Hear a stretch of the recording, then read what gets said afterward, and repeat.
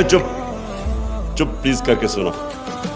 जब आपके बड़े बड़े सहाफी ये कहते हैं, माशरे के अंदर क्या पैगाम जाता है कि कोई चोरी बुरी चीज, करप्शन बुरी चीज नहीं है। आपके घर में कोई डाका मारे, क्या आप कहेंगे कि उसके साथ मुफाहमत करो, उसके आके बैठो और आप बातचीत करो? आप कहेंगे उसको जेल में डालो।